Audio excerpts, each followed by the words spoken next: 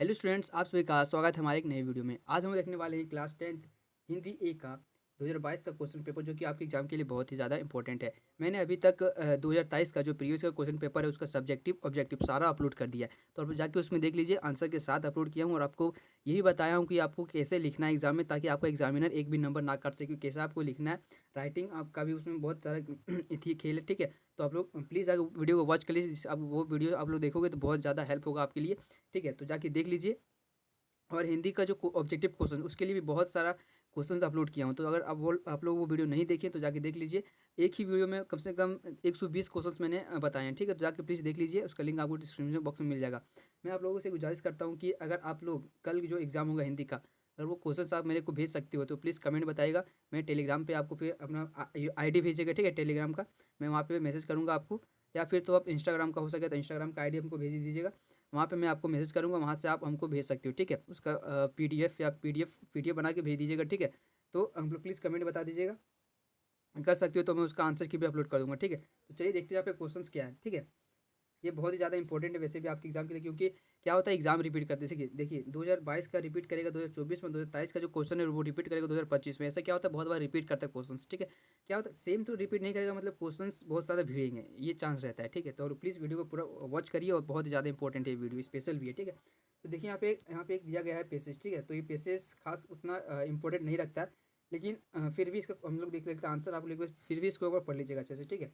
देखिए यहाँ पे इसका क्वेश्चन हमारा दिया गया है कि साहस की ज़िंदगी सबसे बड़ी क्या होती है। साहस की ज़िंदगी सबसे बड़ी क्या होती है, तो क्या होती है, जीवन, जिंदगी, जिंदा या हिम्मत। तो इसका जो आंसर है वो हो जाएगा हमारे बी, यानी कि जिंदगी बड़ी होती है, ठीक है। ऑप्शन नंबर बी हो जाएगा हमारा करेक्ट आंसर। अब यहाँ पे हमारा क्वेश्चन नंबर दूसरा है कि जनमत की उपेक्षा करके जीने वाला आदमी दुनिया की असली क्या होता है। तो दुनिया की असली क्या होता है, तो वो ताकत होता है, ठीक है। यानी ऑप्शन नंबर ए हो जाएगा करेक्ट आंसर। अब यहाँ पे देखते हैं क्वेश्चन नंबर तीसरा कि किस मनुष्य की पहली पहचान यह है कि वह किसी के बारे में कोई चिंता नहीं करता, कोई चिंता नहीं करता। तो इसका थर्ड का जो हमारा आंसर है वो हो जाएगा डी, यानी कि साहसी, ठीक है। अब देखते हैं हमारा क्वेश्चन नंबर 4 की जनमत शब्द कौन समास है। देखिए जनमत शब्द जो है वो कौन सा समास है, तो वो कौन सा समास है, तो हमारा द्वंद्व समास है, ठीक है, द्वंद्व समास, यानी ऑप्शन नंबर ए हो जाएगा हमारा करेक्ट आंसर। अब यहाँ पे देखते हैं क्वेश्चन नंबर 5 हमारा है कि अड़ोस पड़ोस को देखकर चलना या कैसा जीव का काम है। तो यह कैसा जीव का काम है, अड़ोस अड़ोस पड़ोस को देखकर चलना, तो ये साधारण व्यक्ति का काम है, ठीक है। ऑप्शन नंबर ए हो जाएगा हमारा करेक्ट आंसर। अब यहाँ पे देखते हैं हमारा क्वेश्चन नंबर 6। देखिए ये भी हमारा एक दिया गया पद्यांश, तो इसको आप लोग भी पढ़ लीजिएगा। यहाँ पे देखते हैं हमारा क्वेश्चन, ठीक है। यहाँ पे क्वेश्चन हमारा है कि हंस लो दो क्षण खुशी मिली वरना जीवन भर क्या। हंस लो दो क्षण खुशी मिली वरना जीवन भर क्या। तो इसका 6 का जो हमारा आंसर है वो हो जाएगा बी, यानी कि क्रंदन, ठीक है। ये सब का जो आपका आंसर है ये सब आपको पढ़िएगा पैसेज, तो आपको वहाँ पे आंसर मिल जाएगा। अब यहाँ पे देखते हैं हमारा क्वेश्चन नंबर 7 है कि दूर तलक किसकी गाथा है। दूर तलक किसकी गाथा है, तो 7 का जो हमारा आंसर है वो हो जाएगा डी, यानी कि धरती की गाथा है। ऑप्शन नंबर डी हो जाएगा करेक्ट आंसर। अब यहाँ पे देखते हैं क्वेश्चन नंबर 8 की नील गगन का एक शब्द क्या होगा। तो नील गगन का एक शब्द जो है क्या होगा, तो 8 का जो हमारा आंसर है वो हो जाएगा बी, यानी कि नीलांबर, ठीक है। नीला जिसका अंबर नीलांबर, यानी कि आकाश। अब यहाँ पे देखते हैं क्वेश्चन नंबर 9 हमारा कि खिलता फूल क्या हो जाता है। तो खिलता फूल क्या हो जाता है, तो 9 का जो हमारा आंसर है वो हो जाएगा ए, यानी कि मलान हो जाता है, ठीक है। अब यहाँ पे देखते हैं क्वेश्चन नंबर 10 हमारा कि जब सावन घन घिर जाते हैं तब कौन छिप जाता है। तब कौन छिप जाता है, तो छिप जाता है हमारा राशि शशि, ठीक है, शशि छिप जाता है। 10 का जो हमारा आंसर है वो हो जाएगा बी। देखिए अब यहाँ पे जो खंड खा है व्याकरण, ये बहुत ही ज़्यादा इंपॉर्टेंट है, क्योंकि जो व्याकरण से भी क्वेश्चन बहुत आते हैं। जो पैसेज है वो हमेशा चेंज होंगे, लेकिन जो व्याकरण का क्वेश्चन क्या होता है बहुत बार मैच करता है, रिपीट होता है, और बुक का भी क्वेश्चन रिपीट करता है। तो प्लीज़ इसको तो बहुत ध्यान से देखिएगा, ठीक है। देखिए क्वेश्चन हमारे 11 कि निम्न में से किस वाक्य में आक्रामक क्रिया है। तो देखिए आक्रामक क्रिया को पहचानने के लिए एक ट्रिक बताया था कि अगर आपको क्या का आंसर मिलता है तो वो सक्रमक हो जाएगा, अगर नहीं मिलता है तो हमारा आक्रामक हो जाएगा। देखिए एक बार ट्राई करते, देखिए बच्चा खेल रहा है, बच्चा क्या खेल रहा है, तो इसका आंसर नहीं मिला, तो यानी कि इसका हमारा आंसर हो जाएगा ए, यानी कि बच्चा खेल रहा है। देखिए इसका आंसर भी आपको मिल जाएगा। देखिए वह पुस्तक पढ़ा, वह क्या पढ़ा है, वह पुस्तक पढ़ा, तो इसका आंसर आपको मिल गया। देखिए इसके बाद पिताजी रेडियो सुन रहे हैं, पिताजी क्या सुन रहे हैं, रेडियो सुन रहे हैं, इसका भी आंसर मिल गया, हो जाएगा सकर्मक। यहाँ पे देखिए माँ भोजन बना रही है, माँ क्या बना रही है, भोजन बना रही है, तो इसका भी आंसर मिल गया, तो सकर्मक हो जाएगा, इसका आंसर हो जाएगा ए, यानी कि बच्चा खेल रहा है, ठीक है। यहाँ पे देखते हैं क्वेश्चन नंबर 12 है कि निम्न में से कौन सा वाक्य सकर्मक क्रिया का उदाहरण। देखिए सकर्मक क्रिया का जिसमें आपको क्या का आंसर मिल गया वो सकर्मक। देखिए मैं खेल रहा हूँ, मैं क्या खेल रहा हूँ, तो इसका आंसर नहीं मिला, ठीक है। वह पढ़ रहा, वह क्या पढ़ रहा है, इसका भी आंसर नहीं मिला।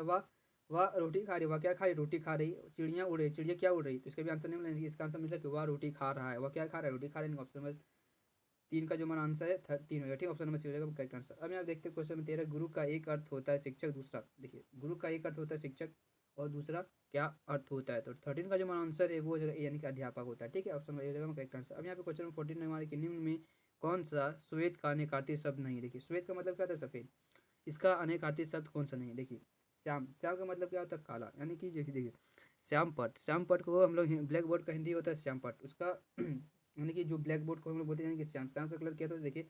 तो इसका हमारा आंसर हो जाएगा ए, यानी कि ये हमारा नहीं। देखिए सफ़ेद, सफ़ेद का मतलब होता है सफ़ेद, सफ़ेद सफ़ेदी का भी मतलब होता है सफ़ेद, उजाला का भी मतलब हो सकता है सफ़ेद, यानी कि श्याम का मतलब नहीं होता। ऑप्शन हमारी हो जाएगा करेक्ट आंसर हो जाएगा। ठीक है, यहाँ पे क्वेश्चन नंबर 15 हमारा कि आजीवन कौन सा समास है। तो आजीवन कौन सा समास है, तो ये हमारा समास हो जाएगा अव्ययी भाव समास, यानी कि ऑप्शन नंबर डी हो जाएगा हमारा करेक्ट आंसर। अब यहाँ पे देखते हैं क्वेश्चन नंबर 16 की रचना के आधार पर वाक्य के कितने भेद होते हैं। तो वाक्य के कितने भेद होते हैं, तो वो 3 होते हैं।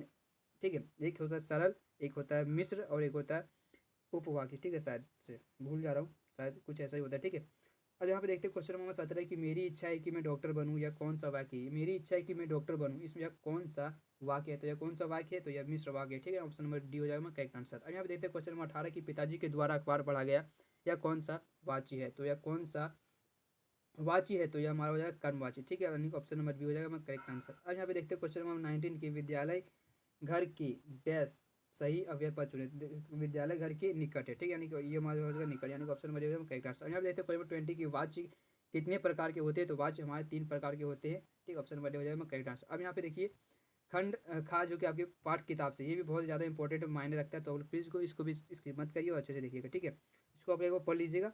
तो यहाँ पे देखते हैं क्वेश्चन क्या है। देखिए यह जो बोल रहा है कि उपयुक्त पद्यांश के कवि कौन है। तो यहाँ पे इसको जो दिया गया लाइन वो इसका कवि कौन है, तो इसका कवि कौन है, तो इसका कवि है हमारा नागार्जुन। ऑप्शन में बी हो जाएगा हमारा करेक्ट आंसर। अब यहाँ पे देखते हैं क्वेश्चन नंबर 22 की फसल किसका जादू है। तो फसल किसका जादू है, तो फसल हमारा जादू है नदियों के पानी का। ठीक है, इसी का जादू है। ऑप्शन नंबर सी हो जाएगा करेक्ट आंसर। अब यहाँ पे देखते हैं क्वेश्चन नंबर हमारा 23 कि फसल किसका गुणधर्म है। तो फसल किनका गुणधर्म है, तो वह मिश्रित मिट्टी का गुणधर्म है, यानी कि ऑप्शन बी हो जाएगा करेक्ट आंसर। अब यहाँ पे देखते हैं हम लोग क्वेश्चन नंबर 24 की फसल किसका रूपांतर है। तो फसल किसका रूपांतर है, 24 का जो हमारा आंसर है वो हो जाएगा सी, यानी कि सूरज की किरणों का।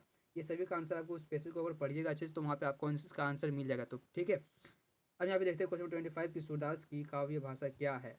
सूरदास की काव्य भाषा है, तो काव्य भाषा क्या है। तो देखिए 25 का जो हमारा आंसर है वो हो जाएगा बी, यानी कि ब्रज भाषा है। ठीक है, अब यहाँ पे देखते हैं हमारा क्वेश्चन नंबर 26 गोपियों ने किसे भाग्यवान कहा। तो किसे भाग्यवान कहा है, तो कृष्ण को भाग्यवान कहा है। अब यहाँ पे देखते हैं क्वेश्चन नंबर 27 की उत्साह कविता में कवि ने किसे गरजने को कहा है। तो किसे गरजने को कहा है, तो बादल को गरजने को कहा है। ठीक है, ऑप्शन बी हो जाएगा करेक्ट आंसर। अब यहाँ पे देखते हैं क्वेश्चन 28 की विकल विकल उन्मन थे उन्मन पंक्ति किस कविता की है। तो किस कविता की है, तो ये 28 का जो हमारा आंसर है वो हो जाएगा ए, यानी कि उत्साह की है। ठीक है, ये ऑप्शन नंबर ए हो जाएगा करेक्ट आंसर।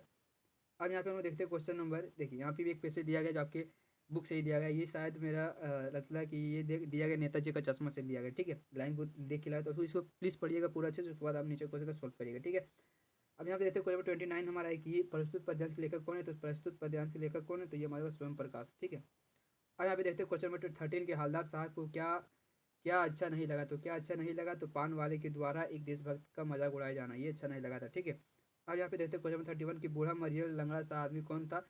तो वह कौन था, तो वह हमारा कैप्टन था। ठीक है, ऑप्शन नंबर 3 सी हो जाएगा करेक्ट आंसर। अब यहाँ पे देखते हैं क्वेश्चन 32 की कैप्टन क्या काम करता था। तो वह क्या करता, फेरी फेरी चलाता था, यानी कि चश्मे का बेचता था, यानी कि ऑप्शन नंबर डी हो जाएगा करेक्ट आंसर। अब यहाँ पे देखते हैं क्वेश्चन नंबर 33 की बाल गोविंद भगत किस प्रकार का पाठ है। तो बाल गोविंद का जो भगत है ये कहानी है वो किस प्रकार का पाठ है। तो 33 का जो हमारा आंसर है, ठीक है, वो जगह बी यानी रेखा चित्र है ये। ठीक है, अब यहाँ पे क्वेश्चन 34 हमारा कि बाल गोविंद भगत किस कद के आदमी थे। तो किस कद के आदमी थे, तो मंझोले कद के आदमी थे यानी। ठीक है, अब यहाँ पे हमारा क्वेश्चन नंबर 35 कि बाल गोविंद भगत साहब किन को मानते थे। तो बाल गोविंद साहब जो है वो किन को मानते थे, तो वह मानते थे तुलसी को। ठीक है, ऑप्शन नंबर बी हो जाएगा करेक्ट आंसर 35 का। सॉरी, इसका जो हमारा आंसर है वो है कबीर को मानते थे। ठीक है, तुलसी नहीं होगा। अब यहाँ पे देखते हैं क्वेश्चन 36 की बाल गोविंद भगत की संगीत साधना का चरम उत्कर्ष किस दिन देखा गया। तो किस दिन देखा गया था, जिस दिन उनका बेटा मरा था। ठीक है, उसी दिन उनका चरम उत्कर्ष देखा गया था। अब यहाँ पे देखिए एक और दिया गया है, तो आप इसको भी पढ़ लीजिएगा। यहाँ पे देखते हैं क्वेश्चन नंबर 37 है कि प्रस्तुत गद्यांश के लेखक कौन है। तो प्रस्तुत गद्यांश के लेखक कौन है, तो वो हमारे शिवपूजन सहाय, यानी ऑप्शन नंबर ए हो जाएगा करेक्ट आंसर। अब यहाँ पे क्वेश्चन नंबर 38 की कड़वा तेल किसे कहते हैं। तो कड़वा तेल मतलब कड़वा तेल, कड़वा तेल किसको बोलते हैं, तो सरसों तेल के तेल को हम लोग कड़वा तेल बोलते हैं, हम लोग आम भी बोलते हैं कड़वा तेल। ठीक है, वही हो जाए, यानी ऑप्शन नंबर 4 है हमारा करेक्ट आंसर। अब यहाँ पे क्वेश्चन नंबर 39 हमारे की लेखक की माँ काजल कहाँ लगाती थी। तो कहाँ लगाती थी, नाभि और लीलार पे लगाती थी। ठीक है, भोला के नाभि और लीलार में वो लगाती थी काजल। ठीक है, आज यहाँ पे क्वेश्चन नंबर 14 हमारा कि लेखक किसकी गोद में सिसकते सिसकते बाहर निकलते थे, तो किसकी, तो बाबूजी की गोद से। तो यहाँ पे हमारा क्वेश्चन कंप्लीट हो चुका है। तो आप लोग कल एग्जाम है, उसके लिए ऑल द बेस्ट। और आप लोग जरूर कमेंट बताइए कल का जो आपका एग्जाम है वो कैसा गया। और जो मैंने बताया था स्टार्ट में कि अगर आप लोग कोई PDF भेज सकते हो तो प्लीज़ कमेंट बताइएगा, अपने टेलीग्राम का ID बताइएगा या इंस्टाग्राम का, मैं वहाँ से मैसेज करके बात कर लूँगा। ठीक है, तो प्लीज़ अगर ये वीडियो आपके लिए थोड़ा सा यूज़फुल है तो प्लीज़ वीडियो को लाइक कर दीजिएगा, चैनल को सब्सक्राइब कर लीजिएगा। मिलते हैं फिर से एक नई वीडियो में, तब तक के लिए जय हिंद।